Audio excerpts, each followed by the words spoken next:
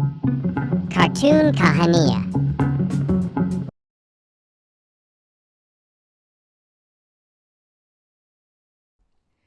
सास बहू का लिव इन रिलेशन।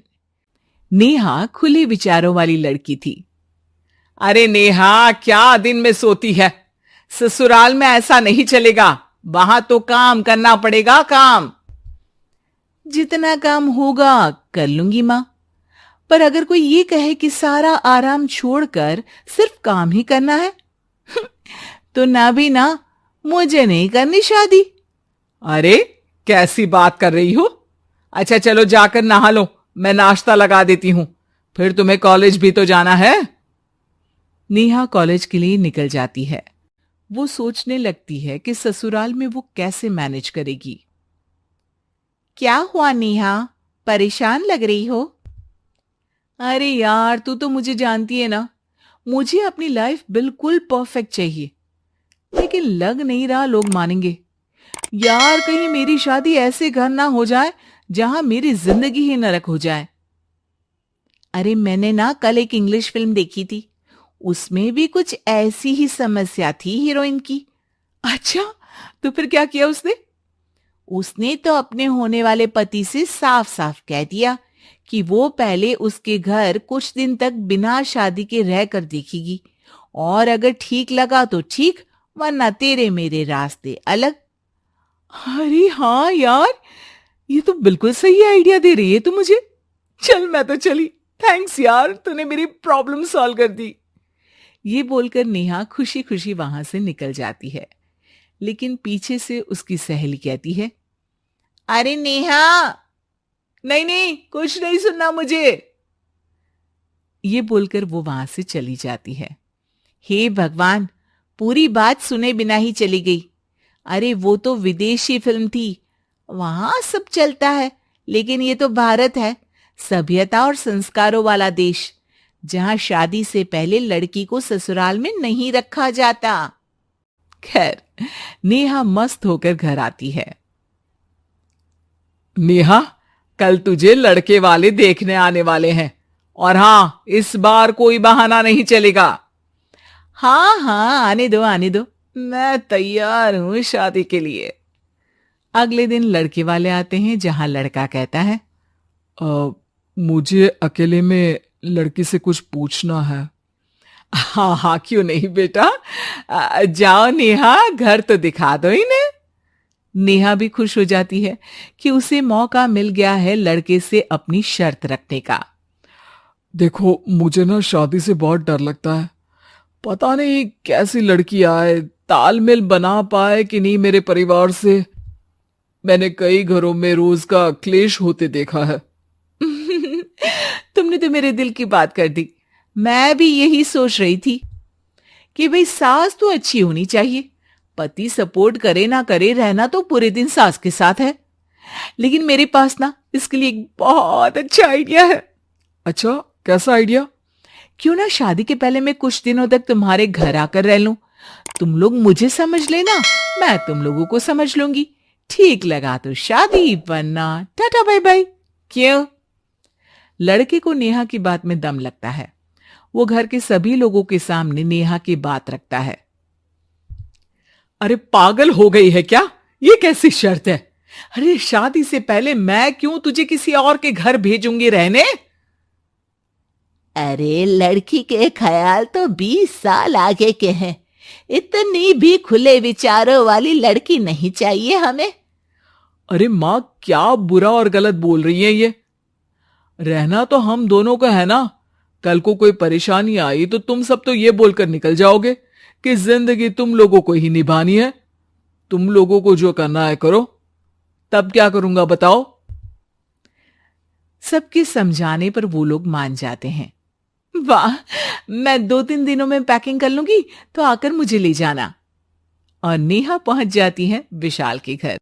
आओ आओ, ये रहा तुम्हारा कमरा।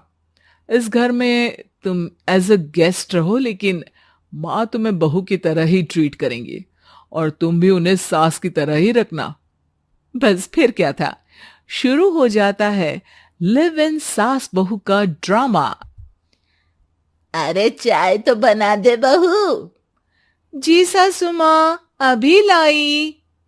नेहा चाय लेकर आती है कि बस चाय लेकर आई हो, इसके साथ पकोड़े भी ले आती। लेकिन आपने तो बताया ही नहीं कि आपको चाय के साथ पकोड़े भी चाहिए। हाँ हाँ, अब तो पता चल गया ना। रात को खाना खाने के बाद नेहा किचन में खटर पटर कर रही होती है। क्या हो रहा है वहां नेहा? माँ जी, मैं ना रात को अदरक वाली चाय पीकर सोती हूँ, ये मेरी आदत है। अच्छा, तो जरा मेरे लिए भी बना देना। दोनों सास बहू रात को चाय पीती हैं। अगले दिन नेहा, मैं मंदिर जा रही हूँ, मेरी साड़ी निकाल कर बेड पर रख दे। नेहा सास के लिए साड़ी निकाल कर रख देती है। वो देखती है कि उसके आने के बाद से सास ने घर का कोई भी काम करना छोड़ दिया है। यार मैं क्या करूं? ऐसा ससुराल तो मुझे नहीं चाहिए था जिसमें मैं ही सारा काम करूं। मैं तो ऐसा घर चाहती हूं जहां सास और बहू दोनों मिलकर किचन में काम करें। हे भगवान, रात को चाय पी ली, पेट में गैस बन गई, अब तो चला भी नहीं जा रहा है। मुझे तो ऐसी बहू चाहिए जो हेल्थ के प्रति कॉन्शियस हो, क्योंकि वो ठीक रहेगी तभी तो मैं ठीक रहूंगी। दोनों समझ जाती हैं कि वो लोग एक दूसरे के लिए नहीं बने हैं। अगले दिन नेहा, जरा चाय तो ले आना। नेहा चाय के साथ चिला भी बनाकर ले आती है। सास खा पीकर सो जाती है। अगली सुबह तेरी बुआ सास आ रही है, उसे मैंने तेरे बारे में बताया है। तभी वहां गंवार से एक महिला आ जाती है। चलो यहां से निकलो, कुछ नहीं है खाने के लिए, जाओ। ए नेहा, तमीज से बात करो, ये मेरी ननद यानी आशीष की बुआ है। हाय रे दैया, इतनी आकड़ वाली लड़की! अरे यही है ना जो शादी से पहले ही आकर बस गई है यहां पर। बस नहीं गई हूं, बसना है या नहीं ये डिसाइड करने आई थी। लेकिन इन लोगों के रिश्तेदार इतने गंवार हैं तो मैं तो ना कर रही इस घर में शादी। और भाभी, और क्या कमी थी हमारे आशीष में जो आपने ऐसी लड़की की शर्तों को मान लिया? अरे वो तो आशीष के कहने पर मैं झुक गई, वरना ऐसी लड़की को तो मैं घर में घुसने भी ना दूं।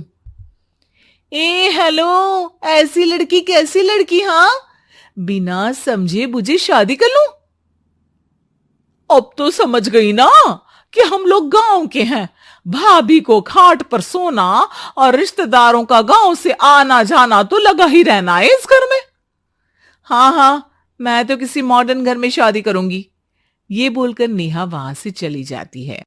अपने घर में आकर नेहा कहती है, ना मां ना, लिव इन में रहकर देख लिया, ये गांव के लोगों का कोई भरोसा नहीं है। खैर, नेहा की शादी एक मॉडर्न घर में हो जाती है जहां सास कहती हैं, हे नेहा, मैं टेनिस खेलने जा रही हूं, आओ तो जूस बनाकर रखना, और हाँ, वॉलनट्स और ओट्स भी बना लेना। जी मां। मां मॉम बोलो डार्लिंग, मां इज ओल्ड फैशन। बेचारी नेहा सर पर हाथ रख लेती है। हे भगवान, ये सास तो सास ही होती है, गांव की हो या शहर की।